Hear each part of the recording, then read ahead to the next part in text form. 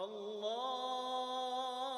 Akbar, Allahu Akbar, Allahu Akbar. Jadi Idul Adha atau Idul Kurban ini tidak bisa dipisahkan dari sejarah Nabi Ibrahim. Sejarah Nabi Ibrahim itu luar biasa. Makanya Al-Quran menyebutnya bahwa selain Rasulullah SAW, laqad kana lakum fi Rasulillah uswatun hasanah, adalah Nabi Ibrahim. Nabi Ibrahim tidak disebut uswah, tapi Nabi Ibrahim disebut sebagai apa? Ummah qanitah, suatu komunitas yang taat. Nabi Ibrahim itulah yang kemudian melahirkan Rasulullah.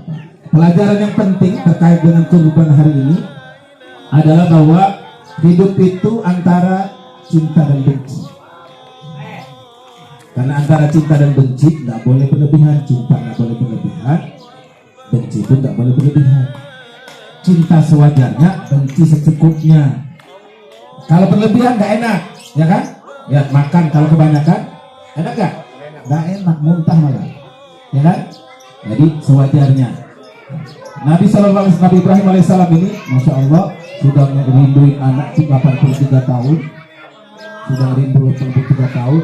Begitu sudah dikasih anak, bahkan anaknya dalam Al-Quran diceritakan, falamma balagha ma'ahu sa'ya qala ya bunay inni ara fil manam anni adbahuk.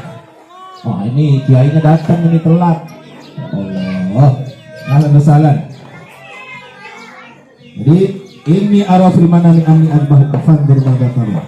Sudah lama itu pun Nabi Ibrahim itu pengen punya anak bukan untuk jadi calon bupati, wali kota, gubernur, presiden, calon raja, apalagi tidak ingin membangun dinasti kekuasaan, tapi meneruskan risalah tauhid. Apa yang terjadi? Allah perintahkan untuk menyembelih. Masya Allah, sudah lahirnya susah, sempat sudah nikah lagi, punya anak, disembelih. Masya Allah. Tapi apa yang terjadi? Nabi Ibrahim gak ujung-ujung. Nabi Ibrahim itu gak otoriter. Apa buktinya gak otoriter? Waktu sudah dapat perintah Allah untuk menyembelih, Nabi Ibrahim masih ajak bicara anak. Dari uslub bahasa, struktur bahasanya tidak. Ketika falamma balagha ma'ahu sa'ya qala ya bunay inni ara fil manami anni adbahuka fanzur madza tara. Ketika anak sudah lagi tumbuh-tumbuhnya, lagi senang-senangnya, kata bapaknya, hai anakku, saya lihat dalam mimpi Allah perintahkan untuk menyembelih. Fanzur madza tara, kasih tahu di mana pendapatnya. Masyaallah. Jadi dari pemimpin itu nggak boleh otoriter, Pak Musa. Apalagi dari pemimpin umat, karena nggak gampang. Kita berkorban banyak hal. Kan? Berkorban yang paling utama berkorban perasaan. Sudah capek-capek kerja nggak digaji, dicemooh orang, difitnah orang, dipergunjingkan orang. Gak gampang, ya kan?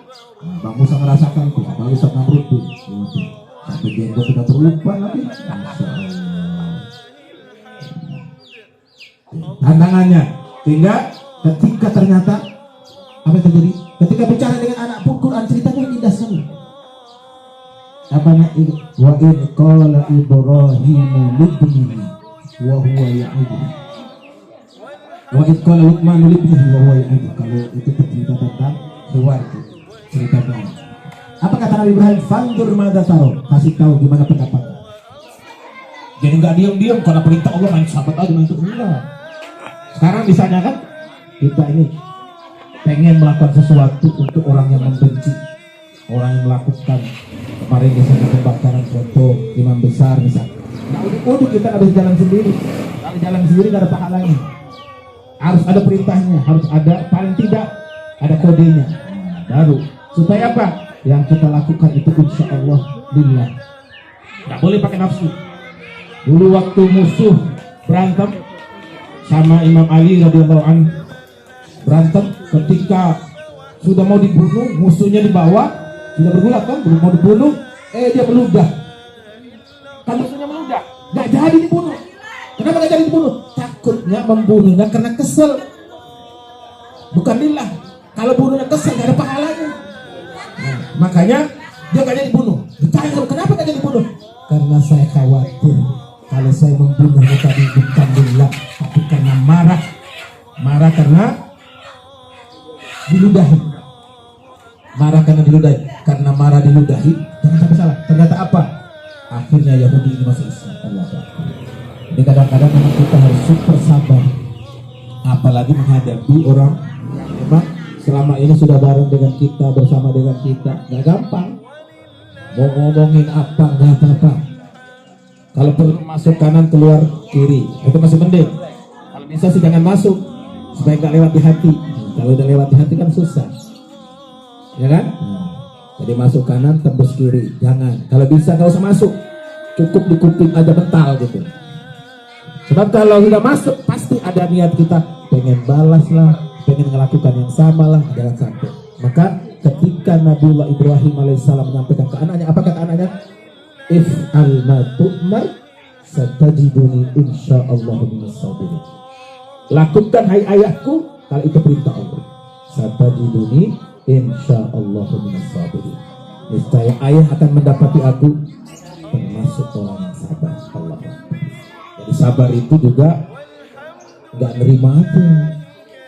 Sabar itu wa ma hawahanu wa ma dha'afu wa mastakan. Sabar itu harus punya posisi juga. Biar nggak nerima aja, udah terima aja. Apa yang kita bisa lakukan dulu. Jadi misalnya sekarang kita dihina, dicaci, dikatakan pengkhianat bangsa segala macam, nggak bisa diam, nggak boleh. Kalau kita diam bukan sabar namanya itu. Kita tetap melakukan sesuatu, apa yang kita bisa, tapi terukur, nggak boleh kelewatan. Apalagi dalam kondisi yang masih normal, kondisi darurat aja nggak boleh kelewatan ya. Kalau dalam kondisi terjepit, kondisi darurat, maka boleh melanggar, tapi asal jangan aji mumpung. Nah, disinilah kita merasakan betapa pengorbanan Nabiullah Ibrahim luar biasa. Akhirnya apa? Allah tukar yang tadinya dibunuh adalah anaknya, ditukar oleh Allah dengan bidhin adim, dengan sembelihan yang besar, dengan kibas. Nah, saya punya babe tadi itu sunnahnya memang kibas atau kambing. Sapi itu ya sudah perkembangan lah, sudah kelanjutan lah. Intinya yang paling sunnah itu adalah, yang paling ideal adalah kambing kibas, di satu-satu. Disinilah kita merasakan betapa Allah Subhanahu Wa Taala memberikan ujian yang luar biasa. Jadi dalam hidup itu pasti melewati ujian. Makanya jangan pernah membalas yang buruk itu dengan yang buruk. Idfa billati hiya ahsan. Balaslah dengan yang baik. Balaslah dengan yang lebih baik kalau perlu. Nah, mudah-mudahan insya Allah hari ini kita dapat pelajaran dari kurban, dari pengorbanan Nabiullah Ibrahim alaihissalam, insya Allah menjadi nilai buat kita sendiri. Amin. Terima kasih. Assalamualaikum warahmatullahi wabarakatuh.